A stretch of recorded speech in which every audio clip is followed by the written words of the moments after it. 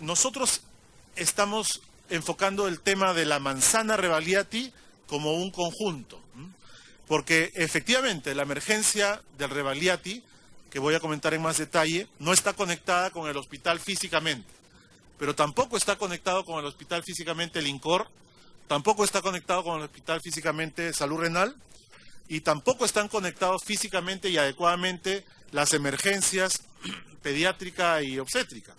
Entonces, tenemos que resolver el conjunto de la manzana Rebagliati. Cuando la Torre Trecca la hagamos operar, que es una de las expectativas que tenemos y lo estamos ya trabajando en la manzana Rebagliati, también tenemos que interconectar ese edificio que tantos años ha estado detenido con el resto de la atención de la manzana. Una serie de proyectos de interconexión. Ese es el foco que hemos estado teniendo para poder interconectarla. Ahora, se han dado los sucesos a raíz del fallecimiento de la madre de Ana Jara y se ha destacado la falta de conexión de la emergencia del Rebagliati con el hospital. Quisiera comentarlo.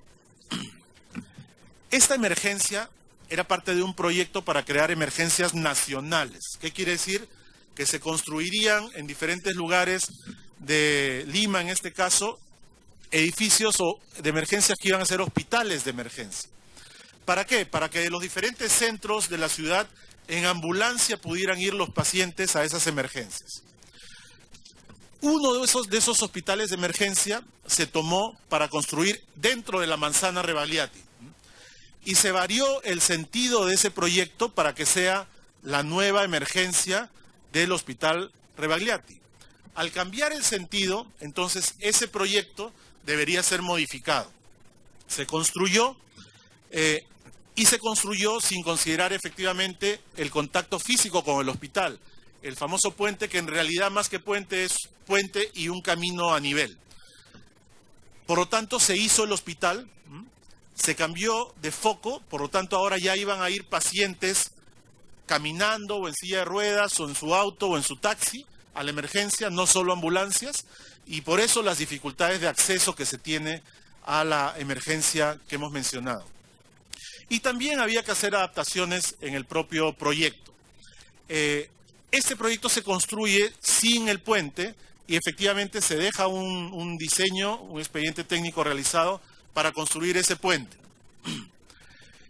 Nosotros hemos revisado ese puente y hemos llegado a una conclusión, que ese puente de 7 millones de soles, que cuenta con aire acondicionado, presión positiva, sistema contra incendios, aspersores, una serie de facilidades, es un puente caro y tal vez, y eso es lo que hemos visto, tal vez con una serie de prestaciones que podríamos en un camino extrahospitalario omitir para hacer un proyecto más ágil y un proyecto de unos 2 millones de soles. Estamos trabajando en ese proyecto. Ahora, hay una dificultad adicional y es la siguiente. Una emergencia del tamaño que sea, esta es una emergencia grande de 160 camas, va a estar rebasada, sí o sí, esa o cualquier otra, si es que no hay flujo de pacientes en el hospital Rebagliati, si es que no se da altas suficientes en el hospital Rebagliati para que puedan decirle a la emergencia, hay camas disponibles. Al día el Rebagliati le pasa a la emergencia unas 30 camas. Pero la emergencia tiene una necesidad de unos 80 traslados al hospital Rebagliati, que no se abastece y por lo tanto se crea esa congestión. Una de las dificultades que hay es que si nosotros hacemos ahora un puente con todas las condiciones para transportar al Rebagliati, vamos a tener ese exceso. Y uno de los expertos que ayer hemos tenido en un taller nos ha comentado que un riesgo importante es, y ya lo habíamos previsto, que el puente se llene también de camillas, porque efectivamente no hay sitio en el Rebagliati. Entonces tenemos que resolver todos esos problemas. El primer problema que hay que resolver, obviamente la construcción del puente y de hacer que no se llene de camillas, pero tenemos que hacer que el hospital Rebagliati fluya. ¿Qué quiere decir que fluya? Quiere decir que los pacientes cuando entran a una cama y tienen un plan para operarse, no esperen 10, 20, 30 días para su operación, porque eso es lo que sucede ahora. Se aferran a su cama porque son escasas y tal vez podrían perderlas, y mientras esos días transcurren, un día se hace un examen, el otro día se hace otro, el otro día el siguiente, para su riesgo, su evaluación y poder operarse. Identificado esto, hemos empezado a trabajar hace ya algunos meses en traumatología, en oftalmología, en cirugía de tórax, para crear flujo en el Hospital Rebagliati y hacer que los pacientes lleguen el día antes de su cirugía y puedan operarse al día siguiente, recuperarse y retirarse a su domicilio recuperados y por lo tanto generar más rotación y generar más camas entonces para que la emergencia pueda abastecer de pacientes necesitados al Hospital Rebagliati. Ese es un trabajo. Por ejemplo, las cirugías. Nosotros ocupamos las salas quirúrgicas hoy, en general, preparando al paciente para la cirugía. Podríamos tener salas previas donde preparamos al paciente para la cirugía mientras estamos operando en esas salas continuamente y teniendo mucho más productividad quirúrgica para disminuir las colas quirúrgicas. Ese tipo de medidas, que son ya medidas de operación clínica especializadas, estamos trabajándolas para poder posibilitar el que una emergencia como la que tenemos pueda transferir pacientes adecuadamente en los volúmenes adecuados y pueda descongestionarse. Y por supuesto construir el puente que el que estamos previendo hacer es un puente desde el primer nivel, no desde el segundo nivel. El que se tenía con expediente técnico era un puente con 2 ascensores y un montacarga que a los 30, 50 metros bajaba al nivel. Nosotros lo vamos a hacer directo en el primer nivel. Luego hay un puente efectivamente que cruza una hendidura que hay donde hay talleres hasta el Rebagliati y llega a Rebagliati. Ese proyecto lo estamos priorizando, lo vamos a hacer con el sentido de urgencia correspondiente. Si seguimos el flujo normal de contrataciones del Estado, nos vamos a demorar 9 meses en hacerlo. Vamos a hacer todos los fast tracks y todos los mecanismos necesarios para que se pueda hacer en mucho menos tiempo.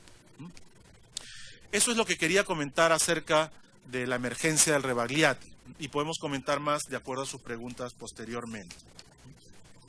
Ahí hay algunas ilustraciones de la Torre Trecca, de los proyectos que tenemos, algún proyecto sobre la parte de la calle Miller con Arenales para hacer una serie de mejoras en la infraestructura de la manzana, etcétera. Tenemos también, en una de las láminas siguientes van a ver que tenemos 2 proyectos de APP proyectados para Chimbote y para Piura. Son hospitales de alta complejidad de bata gris, donde los servicios de soporte van a ser dados por el privado, pero los servicios de salud van a ser dados de manera pública. Y con esto estamos continuando con los proyectos que ya venían trabajándose, pero encontramos muy trabados con observaciones 1000 y más, 1000 observaciones o más cuando hemos asumido, y ya esos proyectos están encaminados en nuestra área de promoción de la inversión.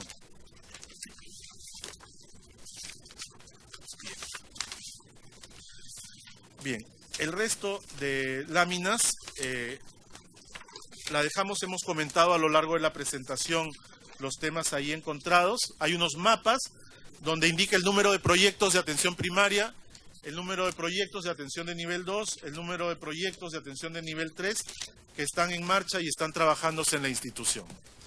Así que con esto termino mi presentación y estoy dispuesto a sus preguntas. Muchas gracias, señor presidente ejecutivo. Señores congresistas, ha terminado la exposición, por lo que vamos a pasar a hacer las preguntas que crean conveniente. Hay un rol ya de oradores, de congresistas que han hecho ya su petición. Vamos a dar uso de la palabra a la congresista Yanet Sánchez para que pueda hacer su pregunta correspondiente. Al final, después de que hagan todas las preguntas, al final el presidente ejecutivo va a contestar la pregunta correspondiente. Gracias. Gracias, señor presidente. Saludo por su intermedio al presidente del Directorio de Salud, el señor del Castillo, dándole la más cordial bienvenida, desde luego. Presidente, quiero empezar mi intervención afirmando o reconociendo algo que es muy importante para nosotros como congresistas. Nuestra labor es fiscalizadora, presidente, a todas las entidades del Estado. ¿Y por qué fiscalizamos? Por el bienestar de todo el pueblo que nos eligió y que confió en nosotros. Es por eso, presidente, también quiero precisar de que todo lo que voy a mencionar, yo solo le he pedido la información y se lo he pedido por escrito al señor Gabriel del Castillo ya hace algunos meses y no he obtenido respuesta, y es por eso que se da la oportunidad para poder hacerlo en esta comisión. Mi primera pregunta, presidente, es la siguiente. Si el presupuesto de la institución ha crecido en el periodo del 2015 al 2017 en un 15%, ¿cuáles son las innovaciones que ha realizado en infraestructura, en recurso humano especializado y en material médico? Me gustaría saberlo en importe y en porcentaje, presidente. Ahora hay un dato que también me gustaría que me respondiera, es el número de médicos por afiliado, el número de médicos por 1000 afiliados, según recomendación de la OCDE y de la OMS al 2013 es de la OECD al 2013 es de 3.30, es decir, 3 médicos, y de la OMS es de 2 a 3 médicos por cada 1000 afiliados.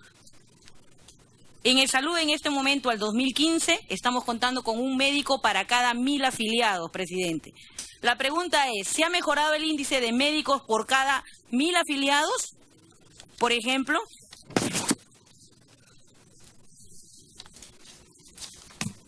acá hay un tema también importante, presidente, que es importante mencionar.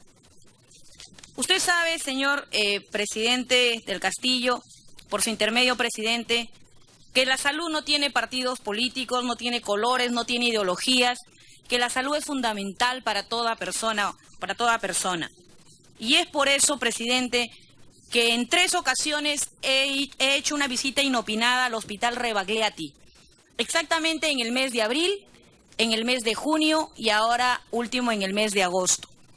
Y quiero, por favor, mostrarle, presidente, todo lo que he encontrado, a pesar, ojo, de en el mes de abril haber tenido una comunicación por teléfono, exactamente por WhatsApp con el señor del Castillo, indicándome que debía una reforma y una reestructuración y una solución para todos estos problemas que hoy aquejan a este sector. Ahí, por favor, pueden ver ustedes toda la zona de emergencia del Hospital Rebagliati. Ojo, es un hospital emblemático para este sector. Y no ha habido ninguna mejora, presidente. En ese sentido, yo no puedo tapar el sol con un dedo, presidente. Y antes que todo, me pongo en el lado del pueblo, porque ese pueblo es quien me eligió. Y además, por último, ellos son prestadores de servicio. Esa plata es de los trabajadores. Y uno no puede hacer caso omiso a eso. Otra de las cosas también, presidente, que me tiene preocupada es, yo pertenezco a la región del Callao. Y hubo una denuncia hace muy poco en este programa de Beto Ortiz. Y como congresista del Callao, desde luego que me preocupan estas denuncias y quiero respuestas. La pregunta sería, presidente, para el señor del Castillo, por su intermedio, ¿en qué situación está la denuncia presentada por este programa Beto Ortiz el 18 de agosto del 2017 en relación a que en el Hospital Sabogal existen sábanas tóxicas de material sintético 100% poliéster y que se cambian cada 4 o 5 días según denuncian los pacientes? Y esto es grave, presidente, y se tiene que tener en cuenta que en el hospital indican de que hay sábanas de algodón adquiridas por Salud y que están refundidas y hongueándose hasta el lugar. Esto es inhumano, esto no se puede permitir. ¿Cuáles han sido las conclusiones de la investigación y cuáles han sido las sanciones para este personal? Ya que él es el responsable de este sector, presidente. Y otra de las cosas que también es, esto sí es una curiosidad. El señor del Castillo ingresa, ya tiene casi un año en el cargo. Sí, efectivamente. El diagnóstico de todo el mal ya lo sabemos, pero hay algo aquí que llama mucho la atención. El señor del Castillo está casi un año, ingresó ganando 15.685 soles mensuales y a la fecha está ganando 25.000 soles, presidente. Así que también me gustaría saber que el ingeniero nos conteste, por favor. Muchas gracias, presidente. Gracias, congresista. Tiene uso de la pregunta el congresista Segundo Tapia, vicepresidente de la comisión. Gracias. Gracias, presidente. Por su intermedio, mi saludo al ingeniero Jorge Gabriel del Castillo Mori, presidente ejecutivo de Salud. Presidente, tocando el tema de la ex congresista y ex premier Ana Jara, es la realidad de lo que pasa, presidente, todos los días en los hospitales. Es una realidad, es lo que pasa todos los días con los pacientes, presidente, en salud. Y se han mencionado acá los indicadores y se ha manifestado así someramente, ¿no? ¿Cómo van los indicadores? Que se encuentran con cumplimiento aceptable. Pero vemos que todo día a día el tema es el caos, las colas, las postergaciones de intervenciones quirúrgicas, etcétera, etcétera. Pero yo recomendaría, presidente, que se mencionen indicadores puntuales, ¿no? Porque solamente aquí se habla de cuánto se ha programado y cuánto hay de consultas, por ejemplo, hay hasta la fecha en relación a julio de 2017. Por ejemplo, 108% ya en intervenciones quirúrgicas. O sea, 108, pero significa que sigue todavía la cantidad de cirugías que se van a dar dando y que ya sobrepasaron ya incluso las metas, ¿no? Ahí tenemos, por ejemplo, también tratamientos especializados, 123%, y así sucesivamente. Todos ya están llegando al 100%. Eso implica que hay convulsión de pacientes. Entonces recomendaría, presidente, que se haga un mejor informe en relación a indicadores, ¿no? Que cada porcentaje de ocupación cama, egresos, ingresos, y por ende también mortalidades respectivas, infantil, materna, etcétera, ¿no? Entonces no lo he visto acá. Presidente, el tema de la congresista, como repito, Ana Jara, yo debo decirle que en la realidad lo que pasa todos los días en los hospitales y lamentar el fallecimiento de la madre de la ex congresista Ana Jara. Pero el cuadro también por el que venía la emergencia venía por un shock séptico, fibrosis pulmonar, es decir, venía con un cuadro terminal. Y aquí se habla pues de que la madre de la ex ministra Ana Jara fue atendida en shock trauma desde el primer momento que ingresó a la emergencia del hospital. No se condicionó su atención a la presentación del DNI. La paciente subió a UCI cuando se contó con la cama disponible, y lo que sí ya se manifestó acá que existe un grave problema de comunicación interna entre la emergencia y el hospital que pone en riesgo a los pacientes todos los días en su traslado al hospital. Esta emergencia que lamentablemente, incluso vamos a ver cuánto ha costado, pero ¿cómo es posible que se haya construido? Prácticamente es una emergencia, una isla ahí, que no tiene ninguna forma como llegar al, digamos, a lo que es el hospital Revalati. Tienen que salir del hospital y prácticamente como 3 cuadras para que recién pueda ingresar a la hospitalización del hospital Revalati, ¿no? Es inaceptable. Entonces, según la historia clínica de la UCI y el hospital de Ica, la paciente fue trasladada sin criterio médico y en estado terminal. Y que bueno, es cierto que se coordinó con el premier Zamala, o si se coordinó con usted este traslado, y si se hizo realmente la coordinación con el equipo de guardia del hospital, ¿no? Porque se manifestaba de que no se habría hecho la coordinación respectivas con el equipo de guardia del hospital. Y bueno, a pesar de todo, fue atendida sin necesidad de que le presenten el DNI, pasó a trauma shock e incluso ya se había coordinado su pase a la UCI. En el trayecto, pues, en la ambulancia, como se tiene pues, que trasladar en ambulancia a los pacientes para que vayan desde la emergencia hasta el interior del hospital Revalati, lamentablemente la madre de la ex congresista Ana Jara pues falleció, y es lo que pasa realmente día a día con todos nuestros pacientes que llegan en emergencia al hospital, a la emergencia de Revalete. Incluso cuando dicen 163 camas, presidente, la emergencia de Revalete no tenía 163 camas, tenía 263 camas. O sea, menos camas que lo que tenía la emergencia del hospital Revalete. Esa es una verdad también, o sea, que no es que antes había menos camas, hay menos camas que lo que había en la emergencia de Revalete. Entonces, en esto quiero decirle, presidente, es de que si bien es cierto, sancionaron al personal de salud, y mi solidaridad con mis colegas médicos, enfermeras, técnicos que atendieron a la madre de la excongresista, pero sin embargo, sin aún haber una investigación, lo sancionaron. De manera irracional, sin un proceso de investigación por medio. Y recientemente me enteré, bueno, a través de la presidencia, que el presidente ejecutivo ya lo repuso al personal. Quisiera saber si es cierto o no, pero de lo contrario, yo diría casi ya se pidió las disculpas del caso al personal que atendió a la madre de la excongresista Ana Jara, porque ellos han hecho su trabajo. Los temas administrativos son otros. Y en ningún momento se pidió el DNI para atenderlo, pasar a trauma shock y pasarlo incluso a la unidad de cuidados intensivos.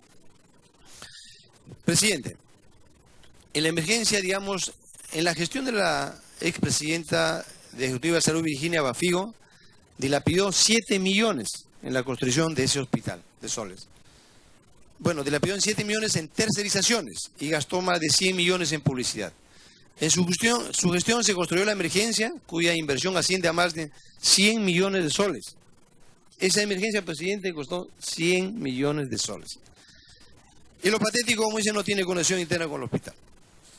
El presupuesto de 2017 para gastos por tercerizaciones en su gestión, señor Gabriel del Castillo, asciende a 2.277 millones.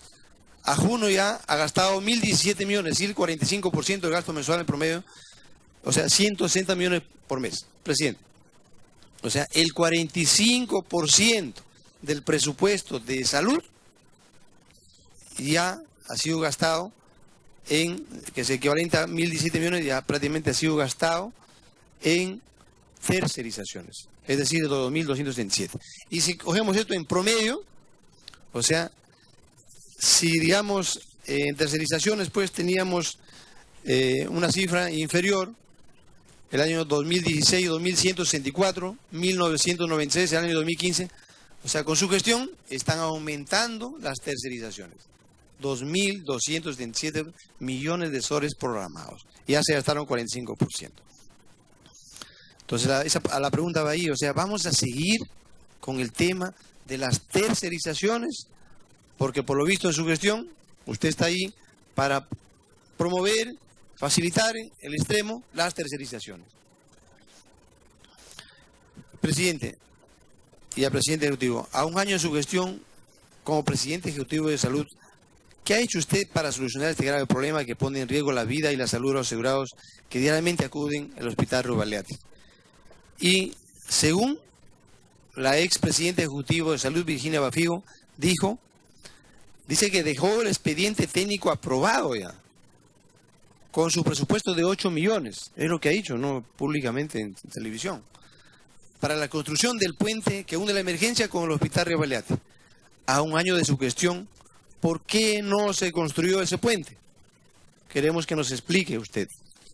Ahora veo que hablan de otro proyecto de 2 millones, pero realmente queremos que nos explique. Ha tenido que pasar esto que lamentamos con la muerte de la señora madre de una ex congresista, para que recién se ponga en tapete realmente el tema de que esa emergencia pues está desconectada del hospital.